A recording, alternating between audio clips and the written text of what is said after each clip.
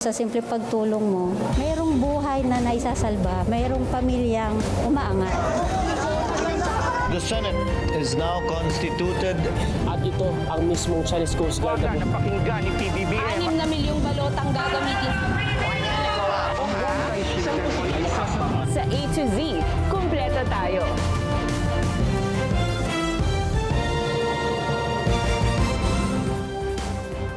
Luzon, Visayas, Mindanao at buong mundo. Ngayon ay Lunes, February 23, 2026.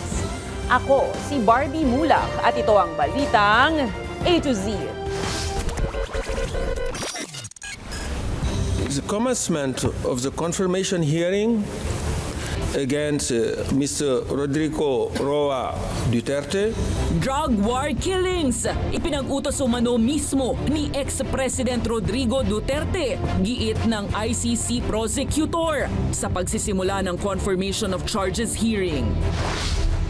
Kaanak ng mga biktima ng war on drugs, sabay-sabay na tinunghayan ng ICC hearing. Hustisya, kanilang sigaw.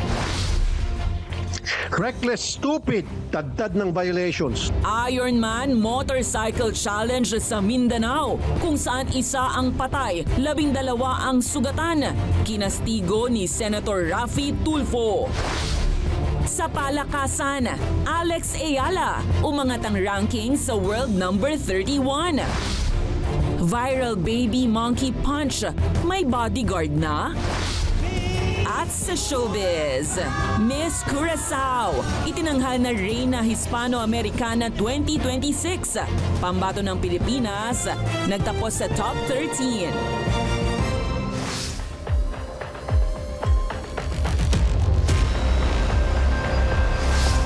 Magandang gabi, pambungad sa ating newscast. Ang latest mula sa makasaysayang pre-trial proceedings laban kay dating Pangulong Rodrigo Roa Duterte sa International Criminal Court sa The Hague, Netherlands.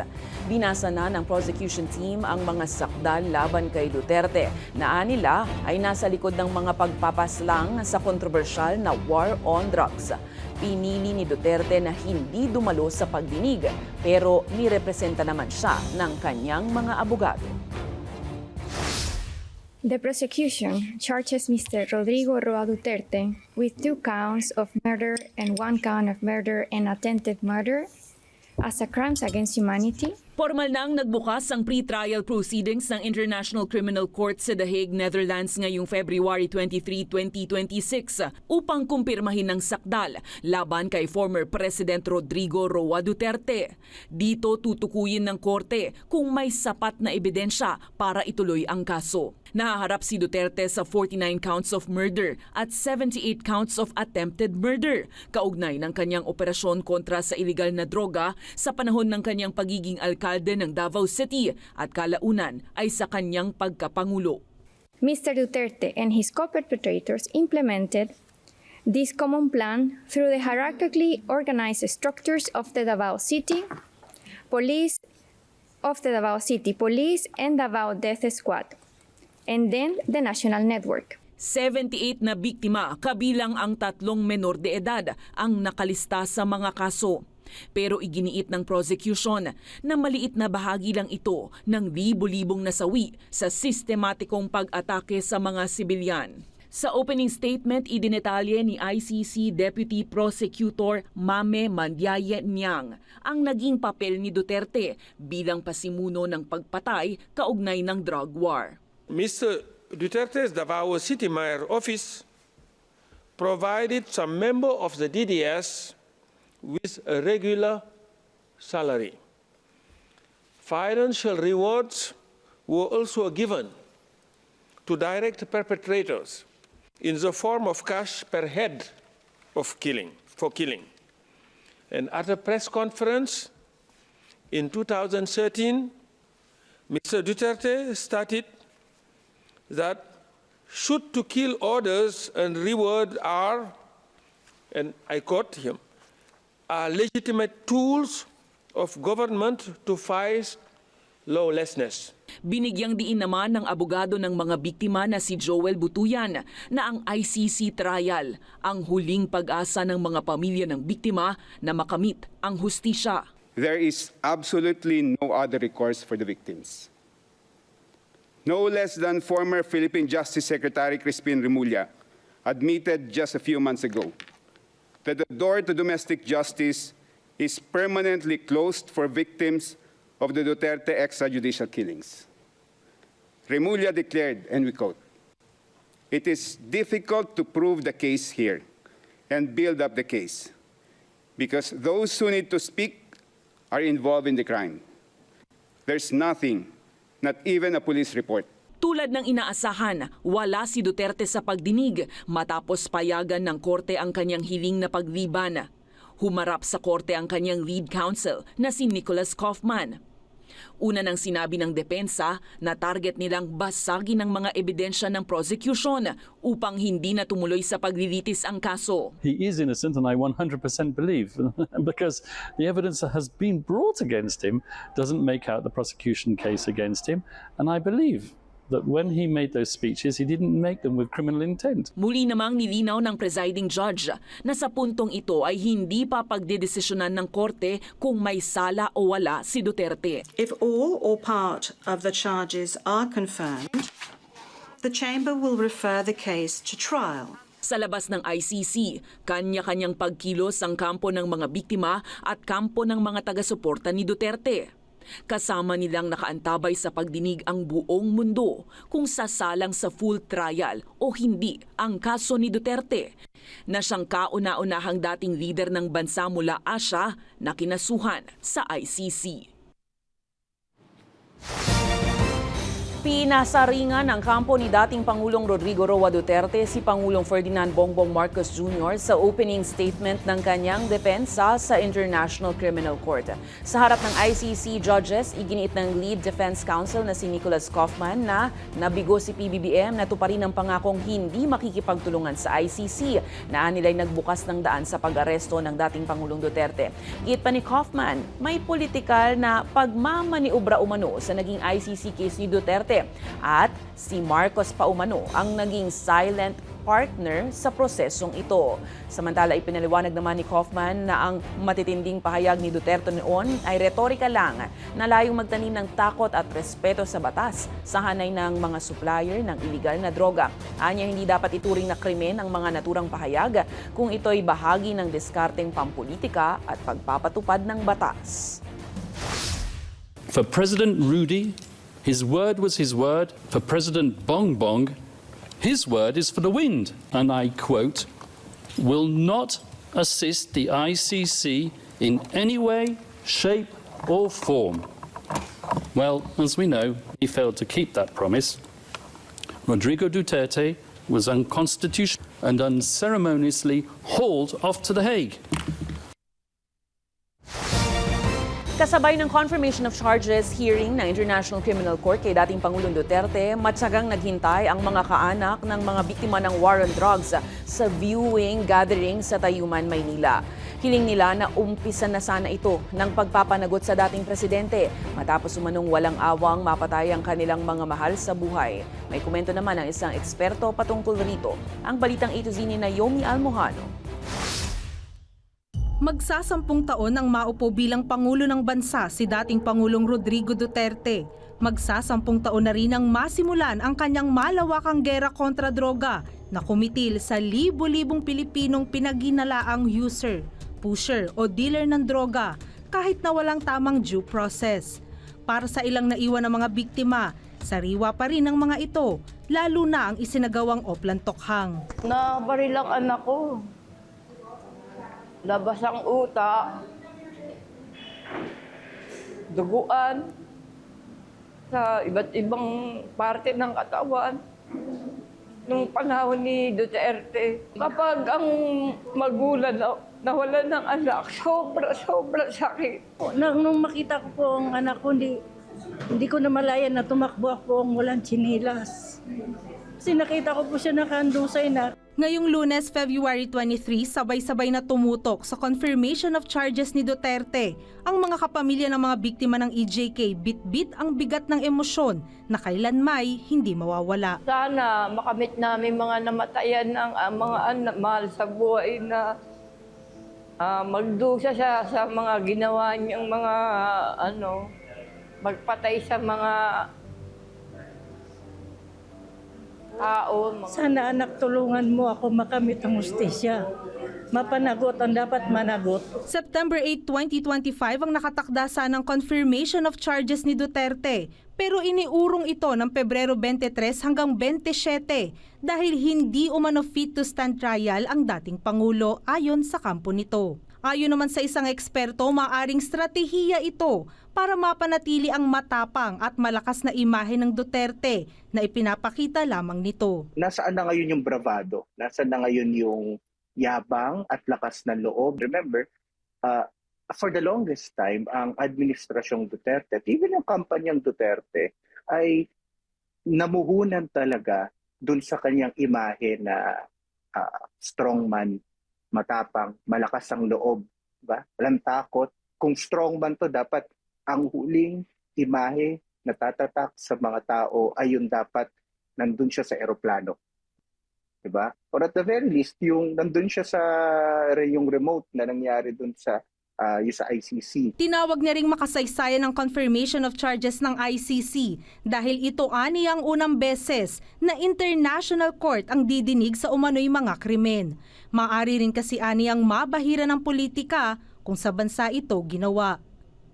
Para sa Balitang A to Z, Naomi Almuhano.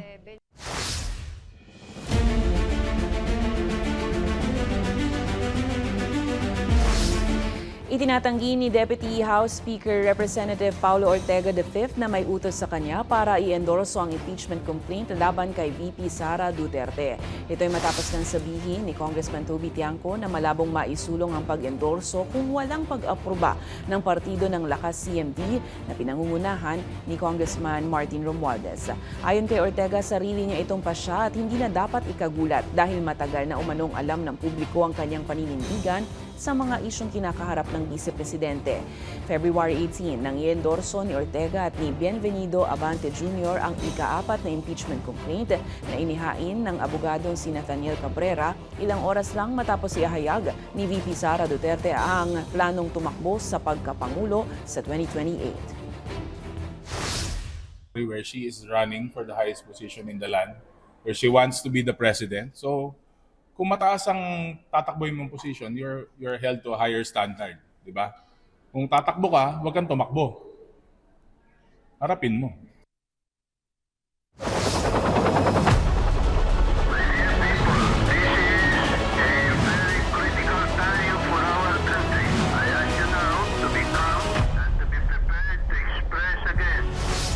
Iginiit ng Philippine National Police na walang namomonitor na anumang banta sa seguridad sa paggunita ng anibersaryo ng People Power Revolution sa darating na Miyerkules, February 25. Nakaalerto naman ang buong PNP para sa kaligtasan ng mga dadalo sa pagtitipon sa EDSA People Power Monument. Ang Balitang A to Z ni Kim Salinas.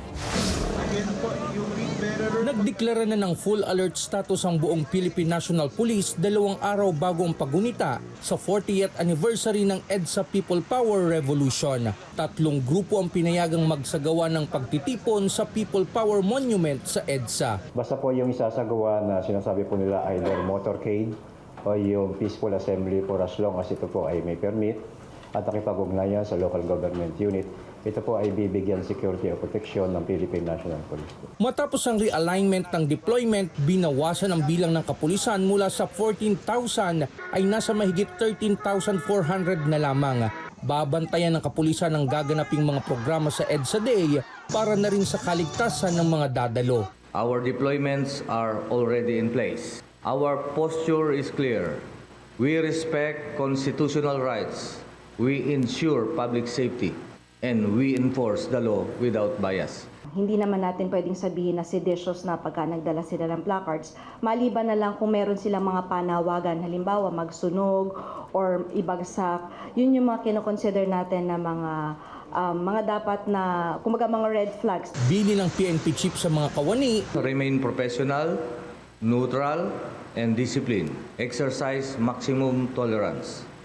Avoid unnecessary confrontation. Sa ngayon, tuloy-tuloy ang interagency coordination ng PNP at iba pang law enforcement agencies. Tiniyak nilang walang namomonitor na banta sa seguridad sa darating na Miyerkules. Para sa Balitang A to Z, Kim Salinas.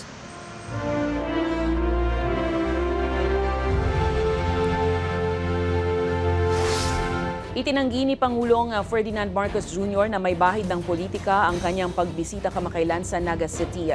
Kasama niya sa inspeksyon ng flood control projects ang alkalde ng lungsod na si former Vice President Leni Robredo na nasama sa usap-usapang posible umanong tumakbo sa presidential race sa 2028. Ayon kay Marcos, hindi nila pinag-uusapan ang politika at may mas mahalaga ang serbisyo sa publiko lalo't kritikal ang baha sa lungsod at sa buong rehiyon ng Bicol. Nauna nang sinabi ni Robredo na tiwala siyang hindi pag-uusapan ng politika sa kanilang pagpupulong. Wala umanong planong tumakbo sa pinakamatataas na posisyon si Manila Mayor Isko Moreno. Binigyang diin ito ng alkalde nang tanungin siya sa pag-ugong ng kanyang pangalan nang maagang buksan kamakailan ni VP Sara Duterte ang kanyang kandidatura para sa pagkapangulo. Giit ni Moreno, mananatili ang serbisyong publiko niya sa lokal na pamahalaan. Malalang tumakbo si Moreno sa pagkapangulo noong 2022 national elections. Pabayaan niyo na ako dito sa Maynila. Ayaw niyo na ako. Steady na lang ako sa Gedli.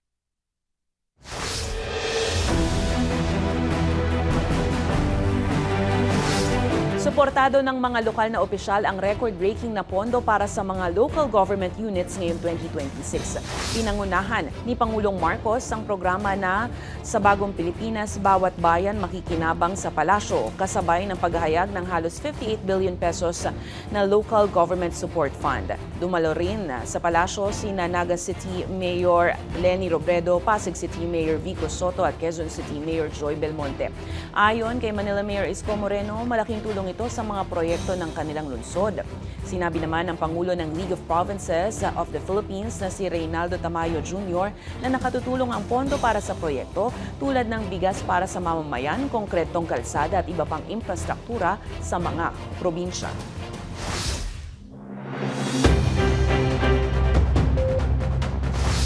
Naku po mga ka-A to Z, muling magtataas ang presyo ng krudo epektibo ngayong Martes. Ayon sa ilang kumpanya ng langis, inaasahang tataas ng 60 centavos ang kada litro ng gasolina, piso at 20 sentimos naman ang dagdag sa kada litro ng diesel at kerosene. Ayon sa Energy Department, apektado ang presyo na nagpapatuloy na geopolitical tensions, inaasahang supply at galawan ng inventory sa pandaigdigang merkado. Ito na ang ikapitong linggong taas para sa gasolina, ikasyam naman na linggo para sa diesel at kerosene. Kaya kung abot, magpakarga pa po.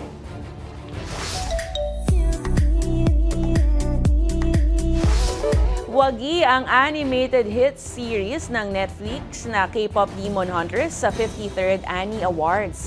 Napadalunan nito ang lahat ng parangal mula sa 10 kategorya ng nominasyon, kabilang na ang Best Feature at ilang pangunahing creative categories. Wagi rin si Arden Shaw ng Best Voice Acting para sa pagganap na si Rumi. Kinilala namang Best Direction Award sina Maggie Kang at Chris Applehans. Samantala, iginawad ang parangal ni Filipino-American actress Eliza Soberano kasama ang mga direktor at manunulat ng DreamWorks Animation. Congratulations! Susunod, Senator Raffy Tulfo kinastigo ang Ironman Motorcycle Challenge sa Mindanao na ikinasawi ng isa. At sa palakasan, tennis star Alex Ayala tumalon na sa number 31 sa rankings. Diyan lamang po kayo magbabalik ang Balitang A to Z.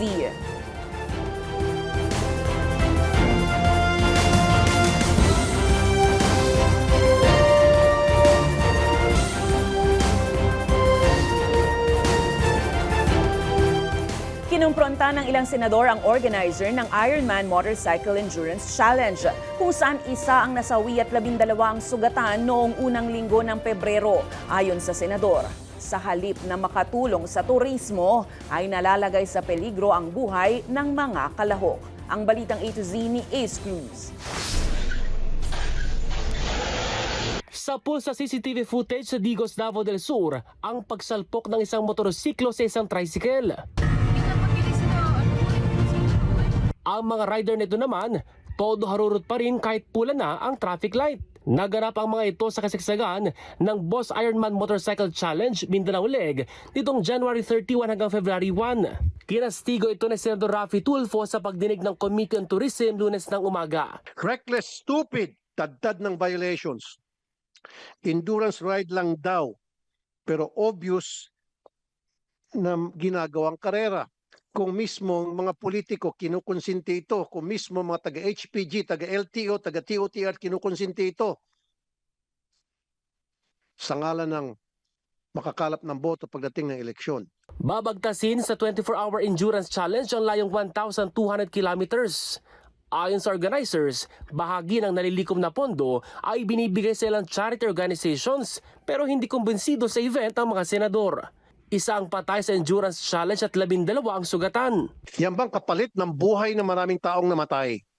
Yan bang kapalit na magkaroon ng maraming aksidente sa kalye? Pinagamot po namin sila lahat, dinala sa ospital, at yung isa nga pong nangyari sa somewhere in Barm area wherein nasira po yung motor niya, no? Pinagawa niyo po? Pinalitan po namin ng bago. Pinalitan ng bago? Opo, yung motor niya po. Tapos po, pinagamot po namin siya sa ospital. Gate ng mga senador, dapat higpitan ng Department of Transportation at law enforcement agencies ang pagtutok sa ganitong mga endurance challenge. Inatasan din ng organizer na higpitan ang screening sa mga lalahok.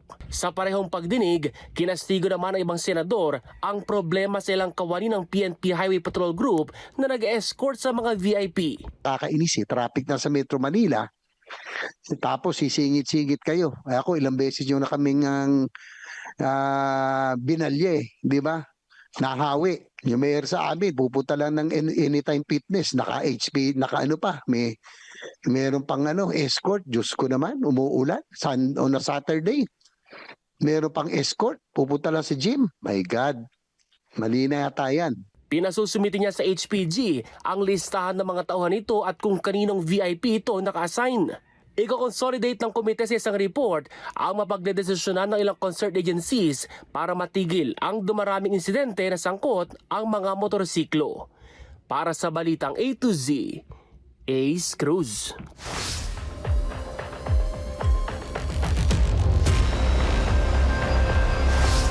Dalawang resolusyon ang isinumite sa Kamara para hikayatin ng pamahalaan na muling sumali sa International Criminal Court. Nag-file ng House Resolution 809 sina Antonio Trillanes, Representatives Sara Elago at Rene Co na nananawagan sa gobyerno na isulong ang re-accession ng Pilipinas sa Rome Statute. Ayon sa makabayan lawmakers, paiigtingin nito ang hustisya, karapatan at dignidad ng tao. Pahayag naman ni Representative Percival Sendanya, ang pagbalik sa ICC ay magpapakita ng solidaridad sa mga biktima ng mga hindi makatarungang pagpatay at o plantokhang sa panahon ni dating Pangulong Duterte. Kailangan talaga na merong matatakbuhan ang mga Pilipinong naghahanap ng hustisya kung katulad ng nangyari dito ay hindi makakuha ng hustisya sa sarili nating mga korte. Nagtipon-tipon ang mga taga-suporta ni dating Pangulong Rodrigo Duterte sa harap ng Korte Suprema para hikayatin ang pagbagsak ng habeas corpus petitions at manawagan na mapabalik ang dating Pangulo mula sa The Hague, Netherlands. Ayon sa convener ng DDS Saraol Confederation na si Wendell Cabrera, sariling inisyatibo nila ang paglapit sa SC matapos makakalap ng mahigit 1 milyong lagda para mapauwi ang dating Pangulo. Dagdag nila, malinaw na kinidnap umano ang presidente at hindi dumaan sa legal system. Precious time ito kasi the old man is sitting there, very cold doon sa The Hague, no? Sobrang malamig at saka very frail na siya. He could barely walk na. Kawawa.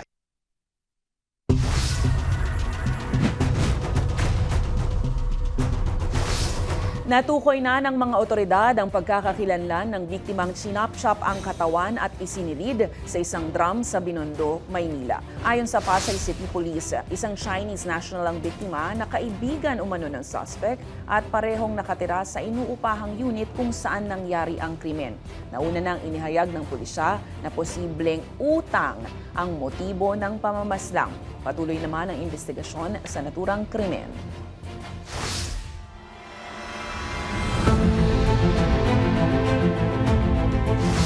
Nakipagpulong ngayong Lunes sina Senator Erwin Tulfo at Foreign Affairs Secretary Maria Teresa Lazaro kay Chinese Ambassador Cheng Xuan para mas malalimang talakayin ang ugnayan ng Pilipinas at China. Layunin ng pagpupulong na mapanatiling bukas ang linya ng komunikasyon sa pagitan ng diplomatic channels para sa relasyon ng dalawang bansa. Matatanda ang sinabi kamakailan ng ahensya na sinusuportahan nito ang Senado para sa mga dialogo at handang magbigay ng tulong kung kinakailangan. Nauna nang naglabas ng Senate Resolution No. 256 ang 15 senador na nagpapahayag ng pagkondena sa mga public statements ng Chinese Embassy. Yan ay pumupuna sa mga opisyal at institusyon ng Pilipinas ukol sa karapatan sa maritime at soberanya sa West Philippine Sea. Iniulat ng Philippine Coast Guard na nakaranas umano ng signal jamming ang mga Pilipinong mangingisda at PCG vessels malapit sa Bajo de Masinloc sa Zambales na pinaghihinala ang kagagawan ng China. Ayon kay Commodore J. Tariela, bigla-biglang nawawala ang internet ng Starlink satellite connection ng mga barko kapag nasa loob o malapit sa 24 nautical mile range ng Bajo de Masinloc. Anya ito ang unang beses na nakaranas ng signal jamming ang PCG. Kilala ang Bajo de Masinloc bilang Scarborough Shoal na nasa 124 nautical miles kanluran ng Zambales at nasa loob ng 200 nautical mile exclusive economic zone ng Pilipinas. Sabi ni Tariela, kailangan ng pamahalaan na maiwasan ang jamming dahil nagde-delay ito sa transmission ng impormasyon at nakakaapekto sa komunikasyon ng mga barko. There's no other country na mapag-iisipan natin who would jam our internet connectivity every time we go closer sa Bajo de Masinloc. Definitely, it will be the People's Republic of China.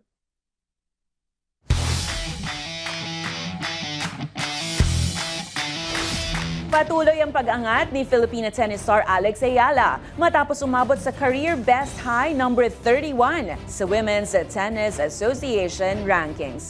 Tumalon ng 16 na pwesto ang 20 anyos na Pinay matapos ngang umabot sa quarterfinals at mapatumba ang ilang matataas na ranggo sa katatapos na Dubai Duty-Free Tennis Championships sa United Arab Emirates. Dahil dito, nasa top 5 na si Ayala sa buong Asian region.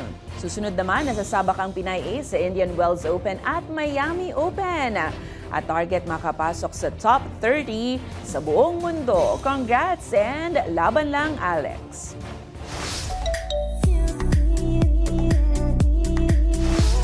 Naglibot sa Cubao sa Quezon City ang Korean actress na si Kim Se-jong bago ang kanyang naging fan concert sa Pilipinas noong February 21. Sa Instagram, ibinahagi niya ang pagbisita sa farmers market kung saan bumili siya ng mga prutas at sinubukan pa ang dampa. Nag-post din siya ng mga pagkaing natikman at ilang larawan habang nagpapahinga sa pool. Unang nakilala si Se-jong bilang miyembro ng K-pop group na IOI at Gugudan bago naging solo artist at actress at bumida sa drama series na School 2017, The Uncanny Counter at Business Proposal. Sa aming pagbabalik kay Reina Hispano-Americana 2025 Dia Mate, ipinasa ng corona sa bagong queen. At viral baby monkey na si Punch na nakaranas ng pagmamalupit sa kapwa unggoy, may nagbabantay na raw. Abangan ang kumpletong ulat sa pagbabalik ng Balitang A to Z.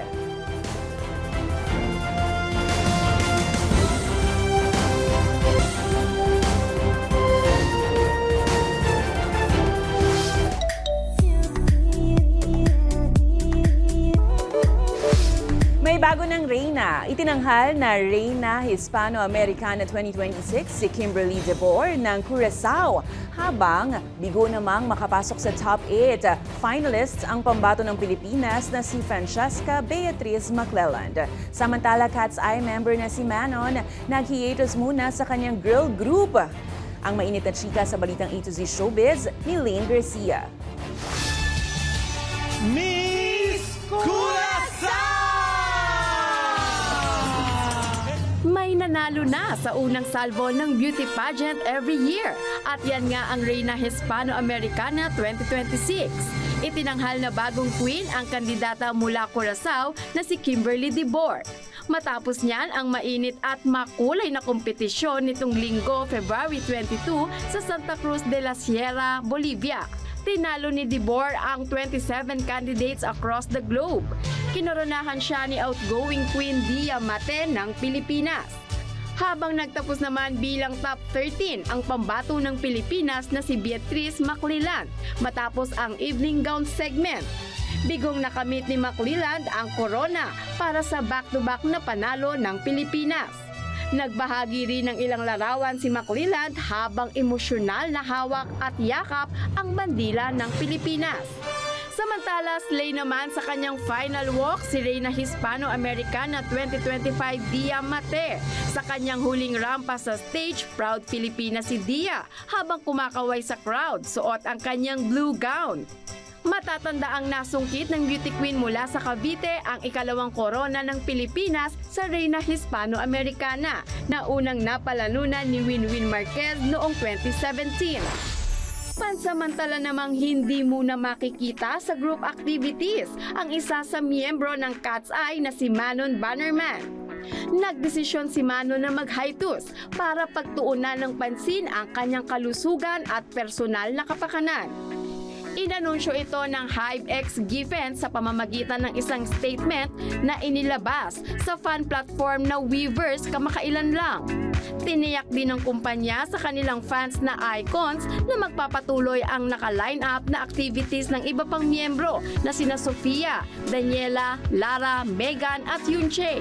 Samantala, nauna nang inihayag ng Cat's Eye na maglalabas sila ng bagong musika ngayong taon na inilarawan nila bilang colorful, hot, and fierce.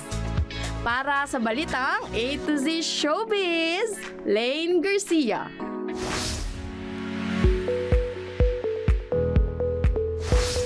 Good news para sa viral baby monkey na si Punch. Matapos kaantigan ng netizens worldwide ang istorya niya, finally, nakaramdam na siya ng totoong yakap ng kauri niya. Nag-viral nga si Punch matapos kumalat ang iba-ibang video ng pambubuli sa kanya ng ibang unggoy sa loob ng zoo sa Japan. Yan ay matapos siyang abandonuhin ng biological mother nung siya ay sanggol pa lang. Paliwanag naman ng pamunuan ng zoo. Normal umano ang ganitong asal sa mga unggoy habang natututo ang isang sanggol na makibagay sa grupo. Mapapansin naman ngayon na tila may mas malaking unggoy na nagbabantay sa kanya na tila bagay bodyguard. Patuloy namang binabantayan ng publiko ang kalagayan ni Punch. Kung kayo ay may kwentong kakaiba, mga kwento ng pag-ibig o storya ng inspirasyon at pag-asa, maaari itong ibahagi, sumali sa ating Facebook group na Balitang A to Z. Panoorin ang replay ng ating programa at sundan na ating social media pages, hanapin ang Balitang A to Z. Ang ating pabaong quote of the night ngayong Lunes ay mula sa Nobel Peace Prize laureate na si Malala Yousafzai. Ang sabi niya, "Saka lamang natin nakikita ang halaga ng ating boses kapag tayo ay pinatahimik na." At yan ang mga balita at impormasyon, mga kwentong may dalang inspirasyon na tinutukan ng Balitang A to Z. Ako po si Barbie Mulak, maging maalam, pakialam.